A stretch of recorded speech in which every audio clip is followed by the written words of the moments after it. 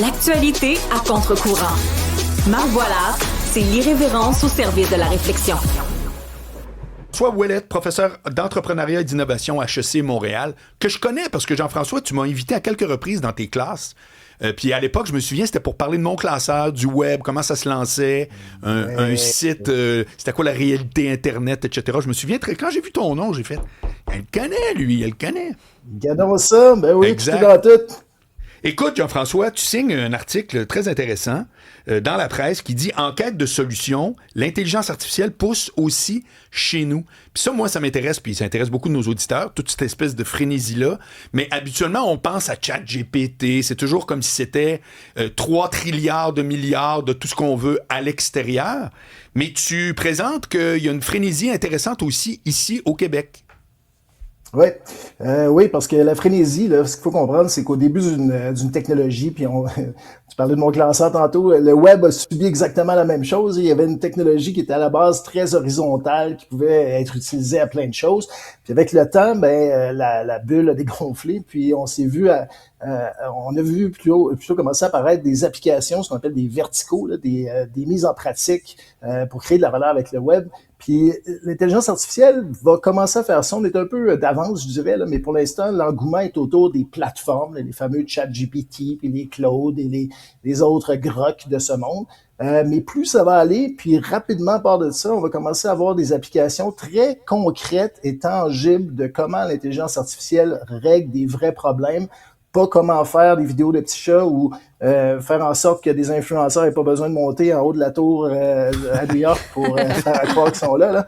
Ouais. Mais faire en sorte qu'on puisse y croire pour vrai. Mais véritablement, donc, des solutions qui créent qui règlent des vrais problèmes dans la vie des gens. Puis c'est ça qu'on commence à voir. Puis au Québec, on est assez bien positionné pour faire ça parce qu'on peut pas compétitionner avec les grands californiens, puis même français, là, si on considère Mistral pour les plateformes. Nous, on sait très bien, par contre, comprendre des problèmes, puis on sait très bien les adresser, ces problèmes-là, et puis on est des champions en matière d'intelligence artificielle, et c'est réputé là, à travers le monde. Il s'agit juste de mettre ça en pratique, puis c'est ce qu'on a commencé à faire. Bon, quand on parle souvent d'intelligence artificielle, les gens pensent souvent au serveur, puis la demande en énergie, puis là, comme si c'était que ça l'enjeu. Mais ce que tu dis, c'est très vrai, puis j'aimerais ça que tu nous donnes des exemples, parce qu'il y en a dans ton article. C'est aussi l'idée, comme dans toutes les bonnes vieilles applications iPhone, c'est-à-dire que l'idée précède tout le temps son exécution. Moi, j'ai eu des conversations pendant des nuits de temps à dire c'est-tu l'idée ou l'exécution qui est le plus important. Dans réalité, c'est pas un contre l'autre. C'est juste qu'il y a une séquence. C'est-à-dire que quand tu exécutes quelque chose, même si c'est du concret comme un immeuble, tu n'exécutes pas rien. Ça commence par un plan d'architecte qui, après ça, peut être bien ou mal exécuté. Et je veux que tu me donnes des exemples d'idées qui sont très intéressants dans le domaine de la santé, entre autres, où on voit des applications qui peuvent venir de partout dans le monde, puis entre autres d'ici. Ouais. Ben en fait, moi, dans mes cours d'entrepreneuriat, j'arrête pas de dire la même chose tout le temps. Là, c'est ne tombez pas en amour avec votre solution, tombez en amour avec le problème que vous voulez régler. C'est la meilleure façon d'avoir du succès parce qu'il y a plein de façons de régler un problème. Puis des fois, on fait de la tech juste pour dire qu'on met de la technologie parce que c'est beau puis c'est au bout du jour, mais c'est peut-être pas la meilleure solution pour autant. En matière d'intelligence artificielle, là, ce qu'on va commencer à voir apparaître, puis je veux juste faire peut-être une parenthèse là, pour revenir juste un peu avec un parallèle que le web qui parle à tout le monde parce que tu sais, dans les années 90, moi, j'étais assez vieux, puis toi aussi, pour te rappeler de ça, là.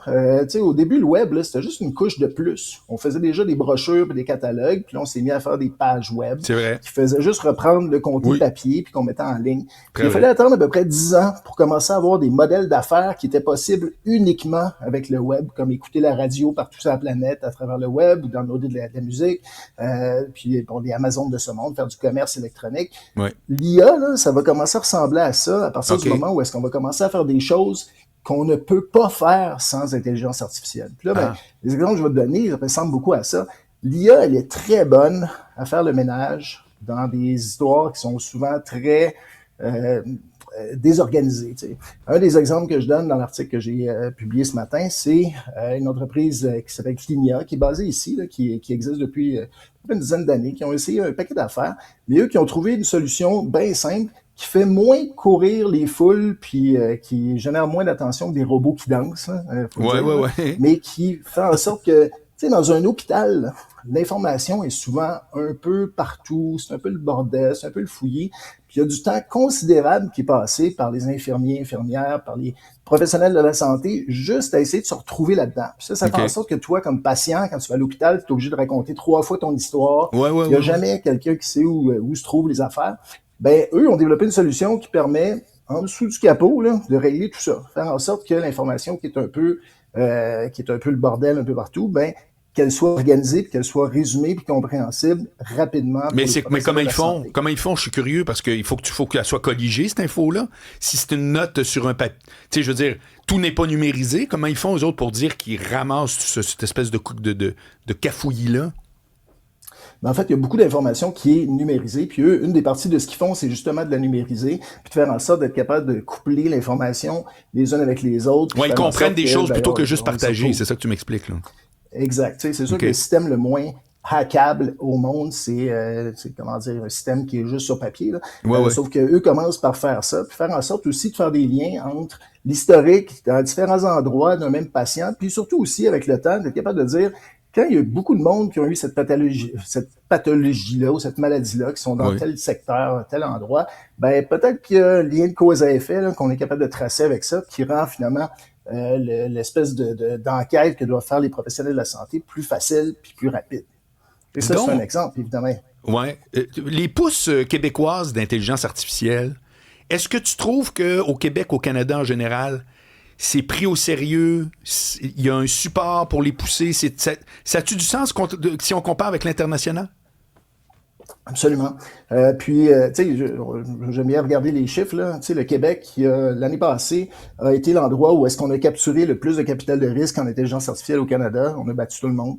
Puis, une des raisons pour ça, c'est parce que ce qu'on fait ici est crédible. Ce qu'on fait ici est poussé aussi par des entrepreneurs qui ont déjà fait autre chose, puis qui s'accolle à des gens qui connaissent l'intelligence artificielle. Je vais donner juste un exemple. Là. Je travaille dans un truc qui s'appelle le Creative Destruction Lab, qui est hosté au HEC. On est rendu à 7 milliards à peu près de valeur créée dans des startups au cours des 7-8 dernières années. Donc, c'est considérable. Là. On est en train de faire des affaires qui vont révolutionner pas l'ensemble de l'œuvre, mais une petite partie. Cette petite partie-là est suffisante pour créer bien de la valeur. C'est très hot. Hey, merci beaucoup, Jean-François Ouellette, professeur d'entrepreneuriat et d'innovation, HEC Montréal. À la prochaine. Avec grand plaisir. Ciao.